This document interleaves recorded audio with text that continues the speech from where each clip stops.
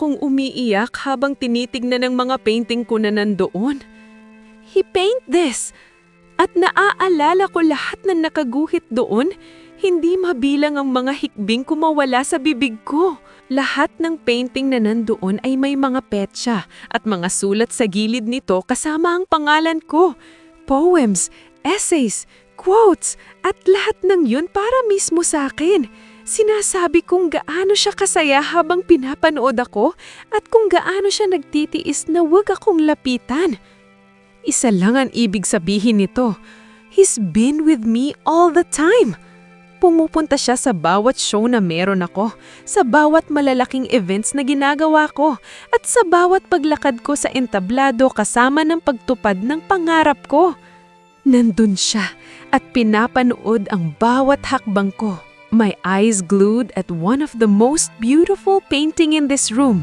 Nasa gitna iyon nakalagay at malaki ito kumpara sa iba. It was so detailed even though it was painted black and white. It was me, smiling and standing in front of our building. Nakangiti ako habang nakatingin sa mga paparazzi na nandoon at naghihintay sa akin. I'm wearing my favorite white dress that time. At yun ang unang beses kong pagrampa bilang top model ng VS. Napapaligirahan ako ng mga tao at mga flash ng camera at hindi ko maiwasang mapangiti ng mapait nang mapagtantong nasa likod siya ng mga taong yun habang kinukuhanan ako ng litrato. Nagsimula nang lumabo ang paningin ko dahil sa mga luha ko. Kaya pala ng gabi din na yun pakiramdam ko may nakatingin sa akin na isang taong kilala ko. Ramdam ko ang kakaibang tingin na yun, pero wala akong ibang ginawa kundi ang pabayaan na lang. How can I accept everything? Paano ko tatanggapin lahat sa puso at isipan ko ang mga nangyayari? Alam kong hindi ko na siya mahal, pero ang sakit na nararamdaman ko ngayon ay hinaguguluhan ako. Parang sasabog ang puso ko anumang oras mula ngayon. What the heck? Hindi ko mapigilang umiyak at hindi ko na kayang kontrolin ang emosyon ko. Ang mga malalang kaso na tulad ng sayo, Clark, ay hindi dapat ipagwalang bahala. You're on your own now. Paumanhin, maaari mo ba akong pagalingin? Umiling-iling ako habang bumabalik sa mga alaala ko ang aking mga naririnig. Cancer is not a joke at acute na ang meron siya. And now, gusto niyang gumaling dahil sa akin? Ako ang naging dahilan kung bakit lumala ang sakit niya at ngayon ako din ang dahilan kung bakit gusto niyang gumaling. Halos dumugo na ang labi ko sa mariing pagkakagagat ko dito. I'm blaming myself in everything now sa pagkawala ng kuya ni Chase at sa pagbapabaya ni Clark sa sarili niya. Bakit ba ganito? Bakit ba humantong ako sa ganitong sitwasyon? I've been controlling my destiny simula nang umalis ako dahil gusto kong naayon lahat sa gusto ko at ayaw ko nang masaktan pa. Pero yun ata ang pagkakamali ko dahil kahit anong gawin ko, kahit anong limot ko, sinusundan pa din ako. Babalikan pa din ako. Babalikan pa din ako ng mga bagay na pilit kong kinakalimutan. Ang nakaraan. Wala nang masasakit pa sa sisihin ng sarili sa isang bagay na hindi mo naman ginawa. At kahit sabihin kong hindi ko kasalanan yun, ito pa rin ako. Nasasaktan dahil sa mga bagay na hindi ko ginusto. Why do I feel like I needed to choose? Bakit pakiramdam ko naiipit ako sa dalawang sitwasyon? Na yun, naligaw ako. Naipit sa pagitan ng kung ano ang karaan at kung ano ang maaaring maging kasalukuyan. Hindi ko alam kung paano ito aayusin, kung paano haharapin ang lahat. Kung pipiliin ko ang aking nakaraan o ang aking hinaharap, paano ako hindi makakasakit ng ibang tao sa proseso? Danica. Ngayon, ang tunog ng kanyang boses at mga yabag ay winawasak ako. Bawat hakbang niya palapit sa akin ay parang isang kutsilyong sumasaksak ng mas malalim sa puso ko. Hindi ko siya hinarap dahil hindi ko kakayaning makita siya. Mas lalo ko lang sisisihin ang sarili ko. Pwede ba? Bakit ka umiiyak? Kaagad akong yumuko nung lumuhod siya sa harapan ko. Nanginginig ang mga kamay kong ikinuyom ang mga kamao ko. Baby, halos pabulong ang boses niya. Punong-puno ng pag-aalala ngayong dapat sarili niya ang alalahanin niya.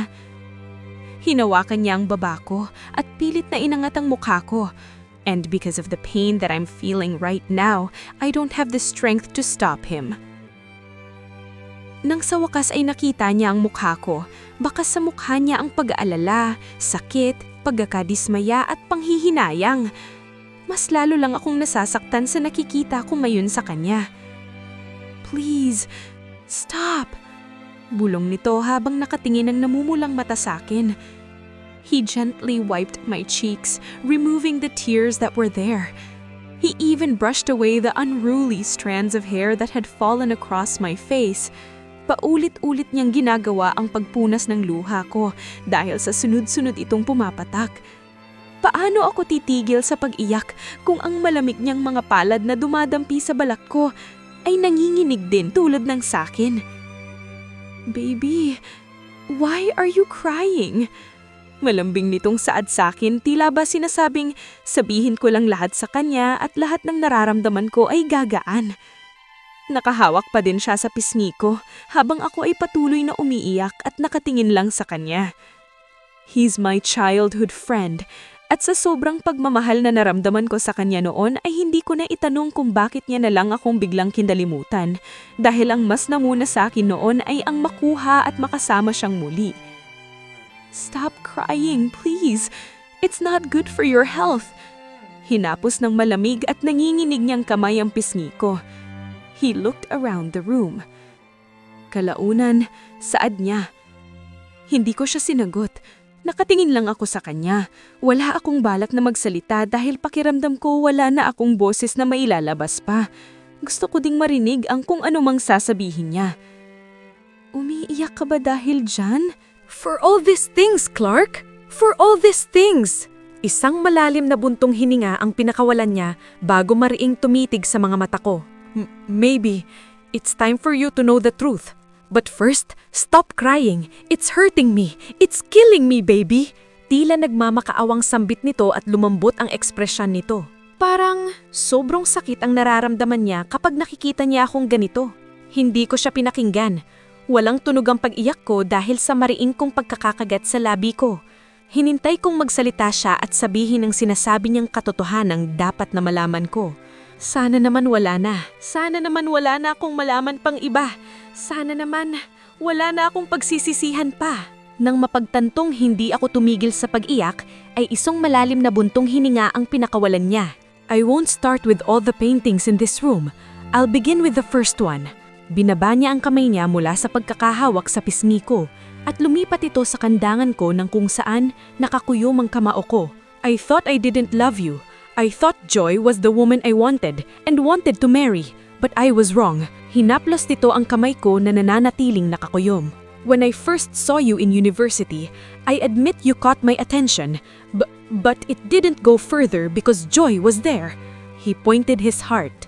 Tila bang bumalik ang alaala kong kung saan una ko siyang nakita sa Manila. Nang mag-third year college ako ay nagpalipat ako sa Manila at agad siyang hinanap. Nakita ko man siya pero hindi niya ako pinapansin. Matapos yun, tumagal pa ang pagsunod mo sa akin. Alam kong gusto mong makuha ang atensyon ko, but I didn't give in. I suspected you. Kaya sinabi ko kay Patrick na maging butler mo at pumayag naman siya. Kaibigan ko siya, Danica. Mas matanda siya sa atin kaya that time ay pumayag siya. Planado ang lahat. Kinahihinalaan niya ako. Pero hindi ko inaasahan na hahantong ito sa isang planadong kasal na plinano mo. Kinasusuklaman kita noon dahil parang ang makasarili mo. Iniisip mo lang ang sarili mong kaligayahin at hinahangad ang mga bagay sa paraang gusto mo. Napayuko siya habang sinasabi yon. Mas dumiin ang pagkakakagat ko sa labi ko. Makasarili ka ba sa pagsunod sa puso ko, Clark? Mga katagang gusto kong tanungin sa kanya. I couldn't do anything about it because our company needed your help and I didn't want to disappoint my family. Isang malalim na buntong hininga na naman ang pinakawalan niya. I hurt you. I hurt you while you were with me. Rinig ko ang biglang pagkabasag ng boses niya. But I'm really sorry, baby. I thought I loved Joy back then, and she was the one I was with, even though you were just on the other side watching us. Tila bang hirap siyang bigkasin ng bawat salita dahil nasasaktan siya. Pero mas nahihirapan akong pakinggan ng bawat salitang lumaalabas sa bibig niya. Every words feels like a sharp knife na kayang dagdagan ng sakit na nararamdaman ko. Ilang beses ba akong nasa gilid lang? Ilang beses ba akong nakatingin sa kanila mula sa malayo? Hindi ko na mabilang dahil sa halos lahat ng panahon na kasama niya si Joy noon ay nakatingin ako. Umaasang sana ako yun. Inaamin ko na sa tuwing nasasaktan kita sa salita man o sa gawa, nasasaktan din ako. Humigpit ang pikakahawak niya sa kamay ko. Siguro na konsyensya lang ako matapos kitang saktan. Pero hindi ko maiwasang saktan ka dahil mas malakas ang sama ng loob ko sa iyo. Muling pinunas ng kamay niya ang pisngi ko. With trembling voice, he continued, At nang umalis ka, biglang nagbago ang lahat. May nagpadala sa akin ng mga litrato mo. Patay ka na at nung una, naniwala ako. What the heck? Ang tanga ko pala! Naniwala siyang patay na ako dahil lang doon. I know my father sent those pictures pero talaga bang wala lang ako sa kanya noon at ganun siya kabilis maniwala? Kung sana pwede lang maglaho ngayon gagawin ko. Kung sana may lakas akong sabihin sa kanya ngayon na naghihintay ako. Naghihintay ako sa hospital sa kanya pero kahit anino niya, wala. Hindi na kita napuntahan sa hospital dahil kailangan ako ni Joy. Kailangan din kita, Clark. Higit pa sa kailangan niya sa'yo. Pero hindi rin nagtagal at hinanap kita. Hinanap kita dahil may bahagi sa akin na hindi mapakali. Noong unang beses na hinanap kita, wala akong nakuhang impormasyon.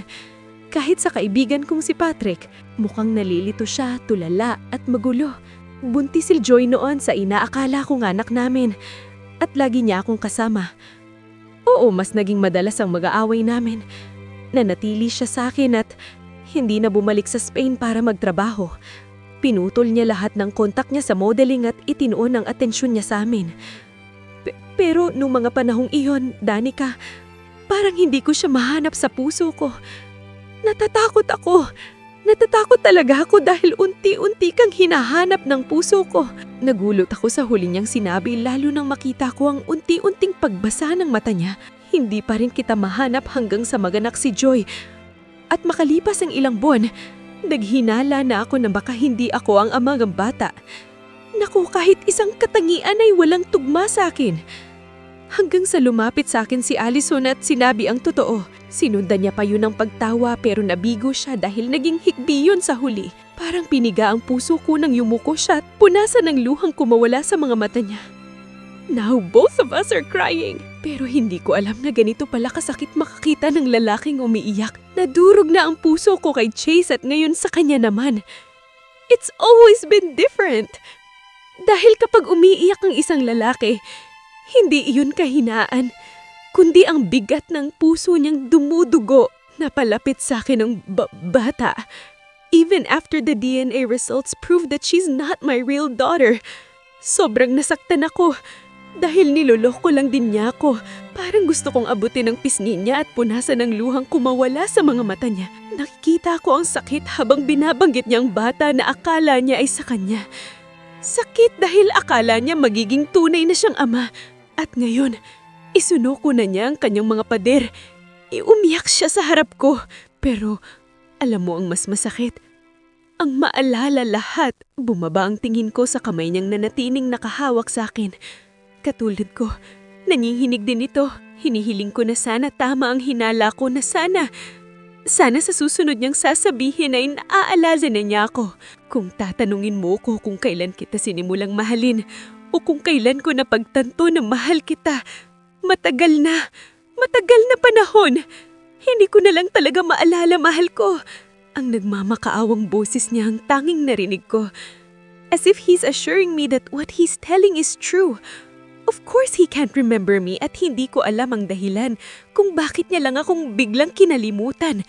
Kung bakit hindi na siya nagparamdam. Ngayon ko lang hihilingin na huwag mo akong tingnan sa mata, Danica. Dahil ayokong makita mo kung gaano ako nagsisi sa lahat. He was right. I can't look him in the eyes. Takot din ako sa kung ano man ang pwede kong makita sa mga mata niya.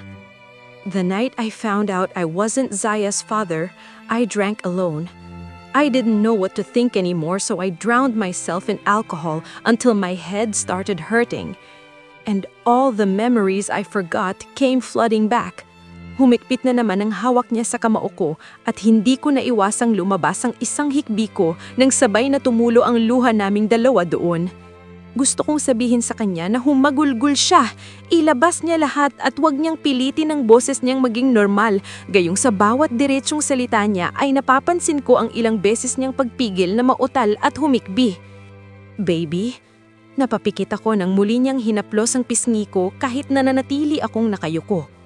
Ikaw at ako, tayong tatlo kasama si Joy noong bata pa tayo. Ikaw at ako masayang tumatakbo sa puting buhanginan.